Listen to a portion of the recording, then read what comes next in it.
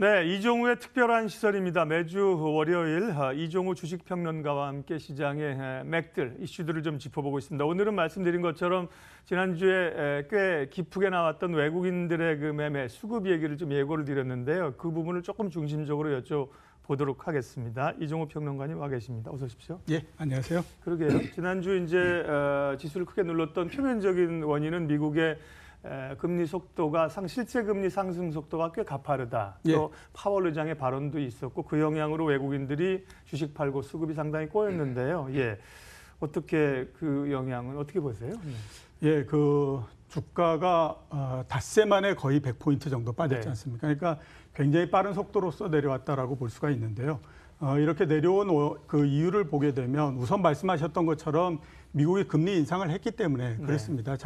그 6월 달에도 보게 되면 금리를 인상한 이후에도 굉장히 영향을 많이 미쳤거든요. 그러니까 이미 미국의 금리가 상당히 부담스러운 수준까지 올라와 있다라고 하는 측면들이 이제 시장에다 영향을 줬다라고 볼 수가 있고요. 두 번째는 그에 따라서 보게 되면 이머징 마켓의 주가가 약세였고요. 특히 그 중에서 보게 되면 우리나라 주가가 상당히 약세다. 그리고 그 영향을 직접적으로 받았다라고 볼 수밖에 없습니다. 그에 따라서 이제 외국인 매도가 많이 늘어났고요. 지난주 같은 경우에 보게 되면 거의 1조 5천억 원 정도 매도를 하면서 이게 그 주가가 이렇게 내려가는 그런 그 모양성을 보였다라고 볼 수 있습니다. 이제 외국인 매도를 둘러싸고 과연 이것을 어떻게 볼 것인가 하는 것들에 대해서 이제 여러 가지 얘기들이 있겠지만 우선은 보게 되면 우리 시장 자체가 약하기 때문에 이제 외국인 매도가 계속 나오고 있다라고 볼 수가 있고요. 그 미국의 금리를 올리고 해서 우리나라하고 사이에 금리의 격차가 생겼기 때문에 자금이 이제 선진국으로서 넘어가는 것이 아니냐라고 하는 부분들은 아직까지는 그렇게 생각하기는 좀 어렵다라는 생각이 듭니다. 왜냐하면 만약에 그렇다라고 하게 되면 환율이나 금리에 따라서 보다 더 크게 영향을 받고 있는 채권 쪽에서 돈이 먼저 빠져야 되는데 그런 증거가 없기 때문에 일단 그 부분은 이제 뭐 추가적으로 이제 그 다시 생각해 봐야 될 문제다라고 생각이 되고요. 주가가 많이 빠졌기 때문에 과연 이제 지지선을 추가로 설정을 해야 될 것인가 말아야 될 것인가 하는 것들에 대한 우려 이런 부분들이 굉장히 많이 있습니다. 제 생각으로는 주가가 2252 이하에서 크게 떨어지거나 그럴 가능성은 현재로서는 높지 않다라는 생각이 듭니다. 결국 보게 되면 지금이 어느 정도는 바닥권 내에 도달해 있다라고 이렇게 볼 수가 있는데요. 가장 큰 이유를 보게 되면 물론 이제 삼성전자하고 LG전자밖에 안 나왔지만 2분기 실적을 보게 되면 상당히 양호한 형태입니다. 3분기 실적. 예, 그렇죠. 네. 2분기 실적이죠. 3분기 아닌가요? 3분기인가요? 아, 예, 3분기죠. 3분기 실적이 굉장히 양호한 형태로서 나왔는데 이 그 3분기 실적이 이 주가를 끌어올리는 역할은 하지는 못한다고 하더라도 하락을 막는 역할은 하기 때문에 지금 정도의 주가에서는 충분히 뭐 여기 이 정도에서 주가가 크게 떨어지지 않는 그런 국면으로서 바뀌지 않을까라는 생각을 하고 있습니다. 다행스럽습니다. 어쨌든 하방을 지난번에 2,300을 올라와서 꽤 좀 다지는 국면이었고요. 그 전에 좀 대략 한 지금 지수대죠. 2,250 정도 다시 밀려왔는데 하방에 대한 기대감들을 좀 가져볼 수 있다고 얘기를 하셨고요. 외국인 매도 관련해서 조금만 더 여쭈면 미국이 이제 뭐 금리 인상 때문에 지난주 투자자들이 조금 화들짝 놀랐다. 달러가 강세로 갔다. 뭐 이런 요인들 때문에 외국인 매도가 나온 건데 그러면 기조적으로 외국인들 매도가 지속적으로 이제 더 뭐 중국에 이제 에이지 편입도 있고 어쨌든 한국 시장이나 대만 시장이나 많이 팔았는데 계속 외국인 매도가 더 늘 걸로 보지는 않으신다. 예, 그렇게 보지는 않습니다. 왜냐하면 그 외국인들이 주식을 어떻게 할 것인지, 즉 매수를 할 것이냐 아니면 뭐 매도를 할 것이냐 이런 것들을 결정하는 가장 큰 이유, 그 요인을 보게 되면 그 나라의 주가가 어떻게 되느냐 하는 것들이 가장 크게 중요합니다. 그러니까 우리나라도 역시 마찬가지로 종합주가지수가 어떻게 되느냐 하는 부분들이 굉장히 중요하고요. 그 다음에 또 중요한 부분들이 뭐냐면 선진국의 시장이 어떻게 되느냐 하는 부분들이 굉장히 중요하거든요. 자, 지금 보게 되면 그 종합주가지수가 물론 이제 뭐 추가적으로 더 내려가고 이럴 수는 있겠지만 이 전에 하락했던 것에서 보게 되면 2250에서 그렇게 크게 더 떨어지거나 이럴 가능성은 현재로서는 높지 않습니다. 그리고 미국의 시장이 어떻게 됐든지 거의 고점 부근에서 계속 있는 그런 상태이기 때문에 여기에서 외국인들의 매도가 크게 늘어나거나 그럴 가능성은 그렇게 높지 않다라고 보는 게 맞습니다. 예. 다행스럽습니다. 그러면 이제 외국인 얘기는 어느 정도 여쭤봤기 때문에 그 밖에 챙겨봐야 될 얘기들을 좀 보겠는데요. 뭐 11월 또 6일에 미국의 중간 선거를 앞두고 있는 상황인데 브라질에서 대선이 있었군요. 이제 브라질 대선까지 우리가 챙겨봐야 되는 건가요? 예, 그렇죠. 뭐 왜냐하면 뭔가요? 예. 그 우리나라에서 브라질 쪽으로 투자하고 있는 부분들이 굉장히 많기 때문에 채권 그렇습니다. 같은 예. 경우 많이 브라질 국채에 7조 정도를 투자하고 있는데요. 예. 우리나라의 그 주식형 수익증권 잔고가 100조 조금 이렇게 넘는 것 감안하게 되면 네. 브라질 국채에 투자하고 있는 부분들이 거의 7%가 넘는 상황입니다. 예. 그러니까 굉장히 많고요. 그다음에 거기에다가 브라질 주식형 펀드도 있고 뭐 이렇기 때문에 굉장히 네. 이제 그한데 지금 보게 되면 결과가 거의 나왔습니다. 이제 이 개표가 거의 완료됐는데 네. 우파 후보가 한 48%를 얻었기 때문에 28일 날 이제 두 번째 그 결선 투표가 있게 되는 그런 그 형태인데 우파 후보가 당선이 될 경우에 시장에서 원래 그 생각은 달러당 헤아라가 3.5헤알 정도까지 강세가 되지 않겠느냐라고 하는 그 전망이 많았거든요. 그렇기 때문에 오늘 정도를 보게 되면 헤아라가 상당히 양호한 형태로서 움직일 가능성이 높다라는 생각이 듭니다. 대신에 보게 되면 과연 시장이 예상하는 것만큼 그렇게 강세가 될 수 있을 것인가 하는 측면에서 생각해 보면 그것보다는 3.8헤알 정도로 다시 회귀하는 형태가 되지 않을까라는 생각이 드는데요. 왜 그러냐면 최근에 이제 브라질이 헤아라가 약세가 되고 뭐 선거 앞두고 다시 또 강세가 되고 이런 그 국면을 구했지만 환율이 전체적으로 약세가 됐던 이유를 보게 되면 이게 브라질만의 문제가 아니다라고 하는 거죠. 그러니까 전체적으로 이머징 마켓들의 약세가 계속되고 있기 때문에 브라질 환율도 역시 거기에서 완전히 벗어날 수는 없는 거고요. 대선이라고 하는 부분들이 결국 하나의 재료다 이런 측면에서 보게 되면 그 재료가 가지고 있는 힘 이런 부분들은 시장이 가지고 있는 본질적인 부분 이걸 넘기가 어렵다라고 하는 측면을 고려해야 되고요.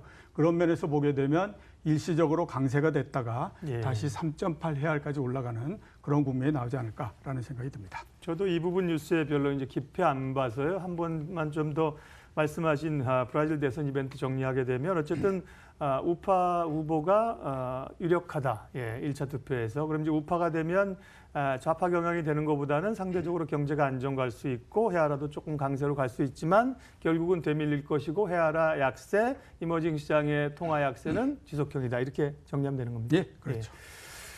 국내 시장 얘기를 하겠습니다. 특별히 이제 오늘 좀 반등 분위기가 나오는데요. 지난주에 조정 여파 가운데 코스닥이 하루에 거의 2%씩 밀리면서 낙폭을 굉장히 많이 받았습니다. 그 위에는 어쨌든 바이오가 또 있었고요. 예, 그렇죠. 뭐 전기차 또 콘텐츠 이런 업종들이 매물이 꽤 많았는데 이 코스닥 쪽이나 성장주 얘기 좀 해주세요. 예, 그 바이오는 하락을 했고요. 대신에 보게 되면 엔터주들은 또 상당히 좀 좋았지 않았습니까? 예. 이런 면에서 보게 되면 역시 이제 그 아무리 성장 주고 그다음에 성장을 우선시하고 그런다고 하더라도 시간이 지나면서 그거를 얼마만큼 증명해 줄 수 있느냐 없느냐 이런 것들에 따라서 주가가 상당히 좀 바뀐다라고 볼 수가 있겠죠. 엔터주 같은 경우에 보게 되면요. 방탄소년단이라고 하는 이 그 굉장히 큰 재료가 나왔고 그런 부분들이 일단 보게 되면 이제 엔터주가 이런 부분으로 해서 앞으로도 또 커질 수도 있구나라고 하는 것에 대해서 어느 정도 증명을 해줬다라고 네. 볼 수가 있죠. 그에 비해서 이제 바이오 같은 경우에 보게 되면 연초까지도 뭐가 개발된다 이런 얘기들을 굉장히 많이 했지만 그 이후에 제대로 된 개발이 이루어지지 않았고 또 그래서 수익이 이렇게 해서 발생할 수 있다라고 하는 거에 대해서 이제 별다리 증명을 해주지 못한 상태가 된 거죠. 그에 따라서 보게 되면 이제 주가가 이렇게 갈리는 그런 형태가 됐다라고 볼 수가 있는데, 자, 우리 바이오 주식을 가지고 한번 우리가 생각을 해보게 되면요, 1월까지 상승을 했고요. 그 다음에 8월 달까지 보게 되면 1차적으로 어느 정도 조정을 한 상태입니다. 그리고 다시 이제 주가가 상승을 했고요. 결국 이제 반등까지 2차 반등까지 이루어졌다라고 볼 수가 있습니다. 그리고 이제 그 반등이 어느 정도는 이제 조금씩 또 다시 약해지고 있는 그런 상태다라고 볼 수가 있는데, 앞으로 주가가 어떻게 될 것인가 하는 것은 2차 조정이 어디까지 이루어질 것인가 하는 것들에 의해서 결정이 된다라고 보시면 맞습니다. 만약에 2차 조정이 1차 조정을 했던 8월 저점 부근에서 마무리되는 형태가 된다라고 하게 되면 앞으로 바이오 주식들은 상당 기간에 걸쳐서 박스권 내에서 계속 있다라고 보시는 게 맞을 것 같고요. 네. 대신에 보게 되면 1차 조정 때보다도 2차 조정 때 저점이 더 내려가는 형태가 돼버린다라고 하게 되면 이거는 일단 추세 이탈이다라고 볼 수가 있는 그 상태거든요. 추세 이탈된다라고 하는 것은 성장주에 대한 기대가 점차적으로 약화되는 형태가 된다라고 볼 수가 있기 때문에 일단 이번 국면에서 가장 중요하게 봐야 될 것은 1차 조정 때 저점 부근에서 이번에 하락을 막을 수 있느냐 없느냐 하는 것을 가지고 일단 전체적인 걸 판단해 보시는 게 맞을 것 같고요. 바이오 주식이 어떻게 되느냐 하는 것들에 따라서 전체적인 코스닥의 방향성도 결정이 된다라고 보시는 게 맞겠죠. 그렇겠죠. 뭐 미디어나 뭐 여타 또 성장주들이 좀 있긴 하지만 코스닥 전반의 흐름을 잡긴 좀 어렵고요. 예. 바이오주 앞으로 조정의 양상이 중요합니다. 예. 주식이나 뭐 혹은 여러 가지 인문학이나 우리 이종우 평론가님께 제가 뭐 드릴 조언이 없기 때문에 늘 듣기 때문에 방탄소년단 관련해서 이제 방탄소년단보다 BTS 이렇게 불러야 됩니다. 예, 그렇죠. 예, 하나 제가 조언을 드릴 수 있는데. 예, 뭐 대단하더군요. BTS 뭐 보셨지만 주말에 뭐 뉴욕에서 이제 미국 공연 마쳤다는 거고 이제 유럽 공연도 들어가더라고요. 예. 뭐 일본 뭐 대단한 정말 야 바이오 신약 하나 개발하는 것도 사실 굉장히 어려운데 그보다 뭐 파급력이 훨씬 큰 것 같아요. 예. 자, 지난 금요일 날 삼성전자 실적 발표했고요. 삼성전자가 워낙 이슈다 보니까 LG전자는 조금 묻혔었는데 실적 발표한 거에 대해서 평가 좀 해주시죠. IT죠. 실적을 전체적으로 보게 되면요. 삼성전자가 17조 5천억 원 영업이익 네. 냈지 않습니까? 작년 같은 기간에 비해서 20% 정도 증가했고요. 그다음에 LG전자가 7,455억입니다. 45% 증가했어요. 그러니까 전체적으로 이익은 나쁘지 않았다라고 볼 수 있습니다. 굉장히 좋은 형태였었는데 네. 주가는 뭐 그동안에 오늘 이렇게 움직이지 못했었고요.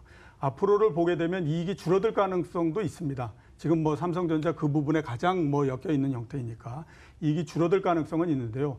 비록 이익이 줄어든다고 하더라도 제가 봤을 때 주가가 여기에서 추가적으로 하락하거나 할 가능성은 없다라는 생각이 듭니다. 왜냐하면 이익의 감소 부분들을 이미 주가가 충분히 반영했다라는 생각이 들기 때문에 시장 전체가 막 망가져가지고 주가가 떨어지고 이러지 않는 한은 예. 여기에서 이익이 조금 줄어든다라고 하더라도 그 삼성전자나 LG전자가 지금보다도 주가가 크게 하락하거나 그럴 가능성은 현재로서는 높지 않다라는 생각이 듭니다. 그렇기 때문에 한번 이 종목들을 어떻게 할 것인가를 한번 생각을 해봐야 되는데요.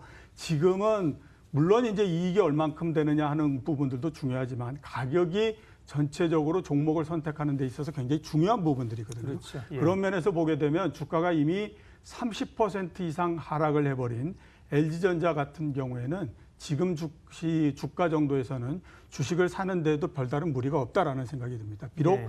주가가 오르지 못해서 상당 기간 이제 애를 태워야 되는 그런 국면은 있다고 하더라도 여기에서 크게 손해 보거나 그럴 예. 가능성은 없다라고 보시는 게 맞죠. 활용점정 마지막으로 이번 주 시장 투자 아이디어 간략하게 압축해 주십시오. 예, 그 조선주하고 은행주가 특히 지금 계속해서 강세를 보이고 네. 있는데요. 계속해서 관심을 가지실 필요가 있고요. 앞에서 말씀드렸던 것처럼 주가 자체가 상당히 판단하는 기준이 되고 있기 때문에 종합주가지수가 2351에로 100포인트 정도 하락했을 때 많이 빠진 주식들 이런 것들에도 좀 관심을 가지실 필요가 있고 역시 이제 3분기 실적 시즌이니까 실적이 나오는 종목들 이런 종목들에다가 좀 관심을 가질 필요가 있다 이렇게 생각이 됩니다. 이종우의 특별한 시선 이종우 평론가님 함께했습니다. 고맙습니다. 네, 코스피가 0.8%, 1% 가까이 꽤 바르게 좀 오늘 반등을 내주고 있습니다. 지난번에 하락한 게 워낙 코스닥이 많기 때문에 그쪽으로 좀 반등이 나오는 모양새입니다. 예, 출발 마켓온 오늘 순서는 여기까지 하겠습니다. 함께해 주셔서 고맙습니다.